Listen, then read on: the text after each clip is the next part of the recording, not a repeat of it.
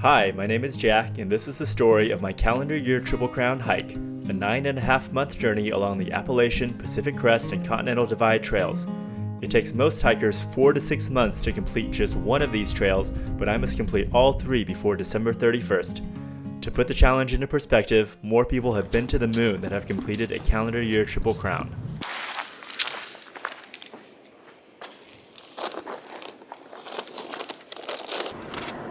Sitting here with Bearbag, who is giving me a ride to Amicalola. Bearbag. What's up? When I was getting ready to start the trail, driving up here towards Amicalola, I was getting quiet and getting nervous and realizing that I was, here we are, it's about to start. All the stress and all the worry that I had from planning for the months or however long, as soon as I walked through the archway at Amicalola, everything was left behind me. I just took a deep breath and started the trail and never looked back.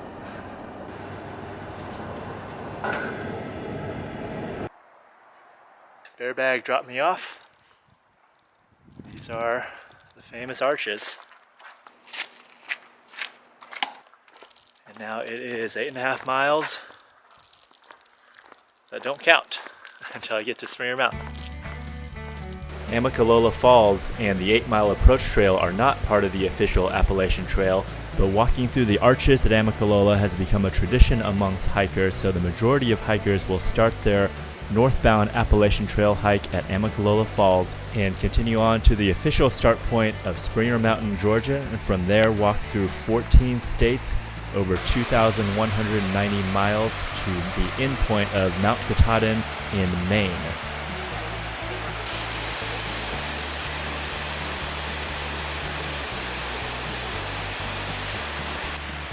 There's urban legends or stories, or probably true stories, that people quit right on these steps. A through hike is generally defined as hiking the entire trail in one effort, and that's different than a section hike where you might break up the trail in many different segments over the course of years. I don't think through hiking makes you any better than anybody else, but there is a romanticism to the idea of walking across the whole country. A through hiker needs to be completely self-sufficient, so they must carry everything that they might need for survival in the wilderness. I'm carrying a tent for a shelter and a sleeping bag to stay warm at night. I have rain pants and rain jacket to stay dry during the storms. And since I'm starting in the middle of February, I have several warm layers that I can put on to keep warm when the temperatures drop. Each night when I get to a new campsite, I have to set up all of my gear, and then every morning I have to pack it all up again. It is Wednesday, February 16th, 7:52 a.m. I am at the southern terminus of the Appalachian Trail here at Springer Mountain. It's kind of cold, a lot of clouds today. It's supposed to be rain tomorrow. This is the official start of the calendar year Triple Crown. My first through hike was the Appalachian Trail in 2016. I really didn't know what I was doing. I had a 45-pound pack, and it took me 205 days to complete that trail, and I was done afterwards. There's no way I could have done 2 more trails after. I am headed into the Blood Mountain Wilderness. This was like day 2 or 3 last year, or last time I hiked the AT before I got here, and it is only 4 o'clock in the afternoon on day 1 for me right now. It's really crazy how much further I'm moving this time around.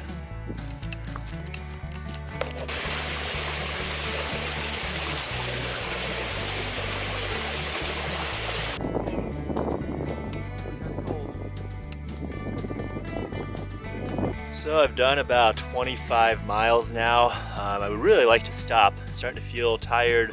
My feet are starting to hurt. No blisters yet, thankfully. And I could just camp anywhere, but the thing is, there's a storm coming in tonight and tomorrow, and I don't want to pack up in the rain with a wet tent, so you might as well just go to Blood Mountain. So that's what I'm gonna do. It's all uphill from here, still got over 1,000 feet of climbing.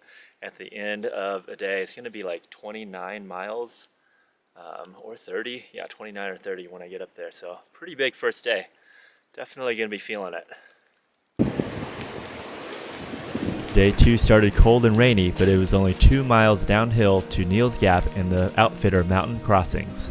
There's estimates that between 10 and 25% of all people who set out to hike the entire AT will quit at Neal's Gap just 31 miles into the trail. I was more concerned about sitting next to the fire and drying out while eating one of the famous frozen pizzas that they will cook for you right there in the store. And it turns out I wasn't the only hiker with the same idea. My name is Red. I'm from Dahlonega, Georgia. Okay. Yeah. Colin, I'm from Cleveland, Ohio. I'm Dale from Hiawassee, Georgia. Awesome. Hanging out at Low Gap Shelter. It's raining. Nice little clip right now. It's funny, I remember being back here last time in 2016 and doing the same thing, waiting out some rain. And there were 2 young guys who were talking. They were having a miserable time. They were saying they had to do 20 miles a day to make it, and I don't think they made it. It's a trail journal. First guy this year, January 20th.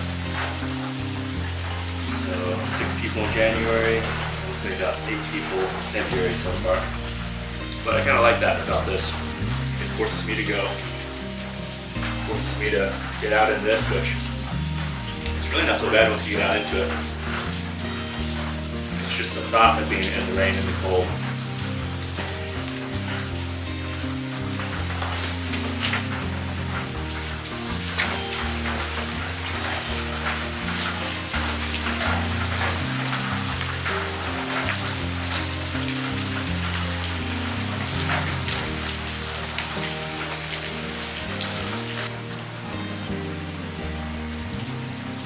The idea for the Appalachian Trail was first proposed by Benton Mackay in October of 1921 in an article that he published in the Journal of the American Institute of Architects.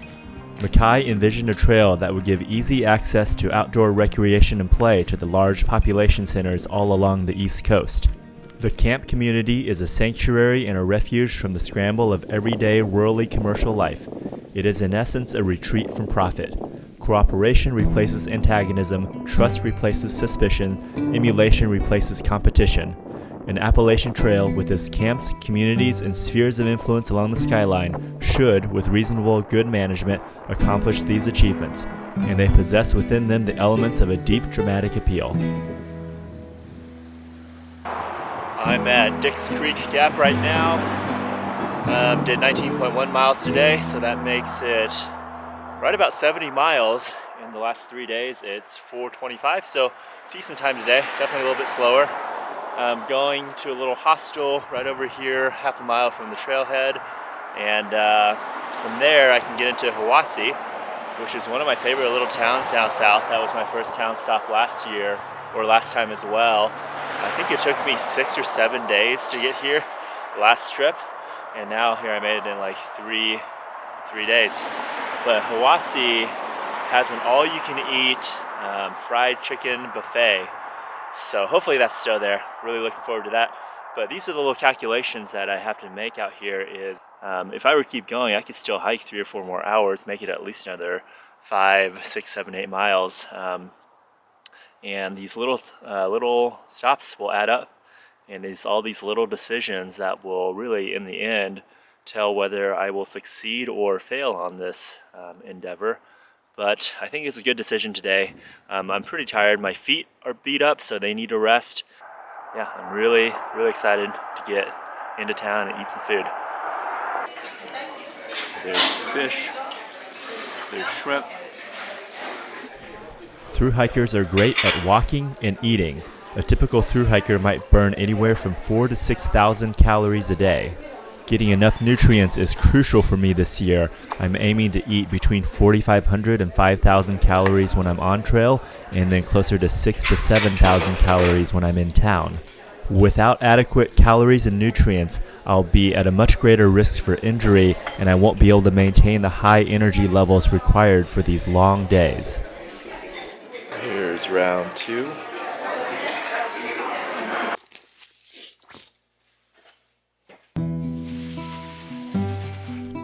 Staying in town turned out to be a great idea because the temperatures dropped to the single digits overnight. Hiking out into the frost-covered landscape was a great reminder of why I hike, for all of these unexpected moments of true beauty.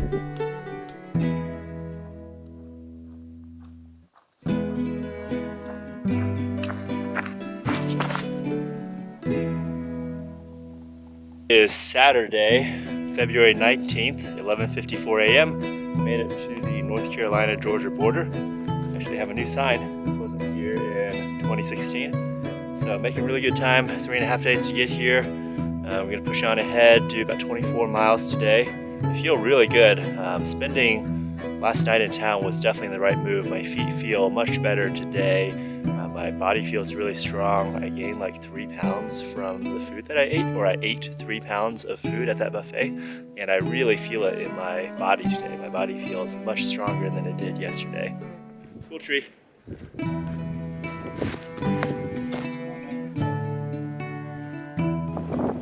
The Chunky Gal Trail. Trees along the AT are painted with these white blazes, so as long as you see the white blaze, you know you're on the right track. It's a pretty chilly night last night. Got down to about the 20s. Water bottle froze. There were mouse traps in this shelter and both of them went off, so there were 2 dead little mice this morning. On the AT, the 100th mile is marked by a fire tower at the end of a long, steep climb. Arriving here comes with a deep sense of accomplishment because for many people, it seems impossible to walk even 100 miles. Reaching these milestones can also feel overwhelming in the beginning because you realize you have to do this 20 more times, or in my case, 80 more times to finish the hike.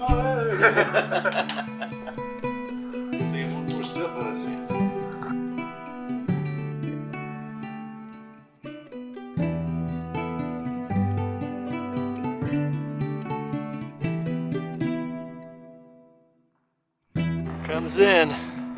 On the top of Wyatt Bald, I was picked up by Zen, the owner of Gooder Grove Hostel, who I'd stayed with in 2016. I'd planned to skip the town of Franklin because I had plenty of food, but Zen insisted, and he drove all the way up to Wyatt Bald to get me and take me down for the night. Part of the magic of trail life is that you never know what's going to happen next. When Zen decided to pick me up, he didn't know that it was my birthday, so it was a real treat to get to spend my 35th birthday indoors, get a shower, and get some good food and company. I'm on video. You're on video now. We're going to the Asian King. So unexpected. House full of gold and jade. Wealth, status, pride are their own ruin. To do good, work well, and lie low is the way of the blessing. This is definitely a little bit different. I like the Stephen Mitchell version better.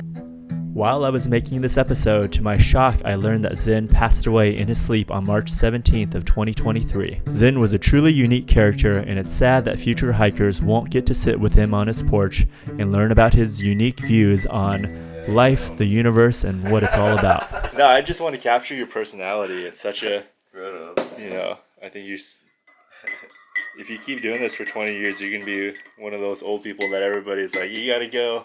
He's in. Bob Peoples is a really cool cat who's been on the trail and doing trail maintenance for years. This man is 3 times older than some of the guys out there doing trail maintenance, and he will work circles around them with a chainsaw. So they compare him to Chuck Norris and make Chuck Norris jokes up about him all the time. So I made one up, and it goes a little something like this. When Bob Peoples comes across a blowdown, he blows it back up.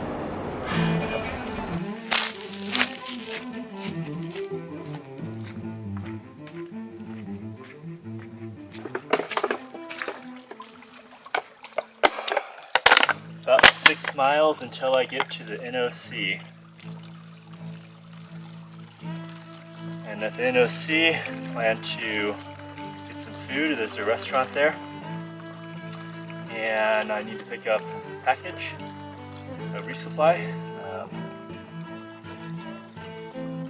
and climb out of there. It's like 3,000 feet straight up out of there. So that'll be fun. Are you running? I'm running. Okay.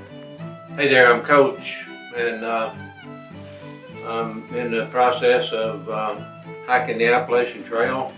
So I'm a 70-year-old retired school teacher that accidentally hiked the Appalachian Trail in '07, and then ended up hiking the Pacific Crest Trail in 2009 and the Continental Divide Trail in 2010. I wanted to do the adventure that Ben McKay, or Ben McKay, however you say it, envisioned that there would be a footpath from Maine down into Georgia and on into Alabama, where the last 1,000 foot tall mountain is in the Appalachian chain, going south. And that would be Flag Mountain near Sylacauga in Alabama.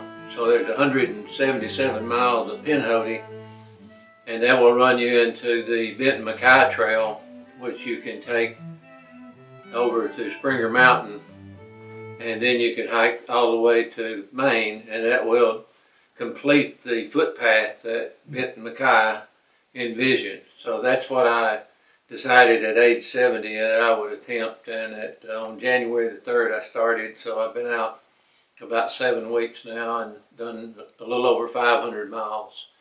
It's going great and having a super cold time. When you're walking along, that say 50 or 75% of your time that day, you're doing things that could cost you your mobility or your life if you miss a step or not paying attention to what you're doing. So you have to focus on the present, and that's mainly, that you can have water when you gotta have it, and you can get shelter when you gotta have it, and everything else is put it on your back and haul it. It's kind of a thing of independence when you feel like you got everything on your back that you need to survive. I had a refrigerator on my back on my first one. At Neil's Gap, I sent 18 pounds home. I should have sent 18 more probably. But I did take a backpacker guitar and harmonicas, and that ended up defining the people that collected around me. And my whole experience on the AT was really fashioned around meeting other musicians who we ended up hiking all the way to Katahdin together. It was a really cool thing. As far as you got to be a triple crowner or you got to hike 10,000 miles to be somebody or something, you're not going to glow in the dark just because you walked a certain distance or you did it a certain way. It's all about what you're getting the moment that you're there, because that's all you know you got. It's strictly about, it's a journey, not a destination that we're on. So try to seize all you can while you can. After I chatted with Coach, I dropped down off the mountain into the Nantahala Outdoor Center. It's a popular spot with hikers because they will hold mail for you, and they have a restaurant, and they're right on trail, so you don't have to hitchhike anywhere. This box of resupply. I think I packed a knife in here. Should be very handy to have right now. I'm not a big planner, so for this trip I just figured out where I needed to send my first box, and that is to the NOC, and everything else I just plan on the fly as I'm on the trail. This is how I've done all of my hikes. I just figure out where my next town is, how much food I need to carry, and then figure it out as I go along the way. Other hikers will have their entire trip planned out, but that's just not how I like to do it, and it's worked for me so far. Way too much trail mix. Here's my knife. Wow, I don't need any of the food in here, so probably most of it's gonna go hiker box. A hiker box is a free box that anyone can put things in and take things out of. It's usually full of food, especially at the beginning of trails, because people tend to pack and to ship way too much food like I did. I expected to take much longer to get through this section than I actually did. So hiker boxes are a good place to get free food. I saw Coach again at the restaurant, and I had a quick dinner with him, and then I headed up the mountain and hiked pretty late into the night. I got into Sassafras Gap Shelter at about 11 p.m. I've never been a morning person, and it's especially difficult to wake up when it's cold and dark outside, so I opt to hike later into the night and then sleep in until the sun rises.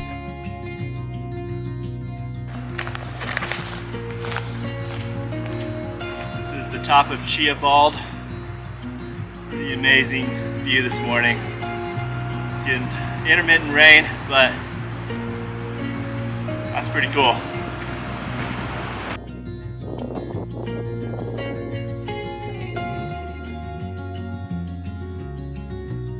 Yeah, interesting little things. They're not filled with anything but air.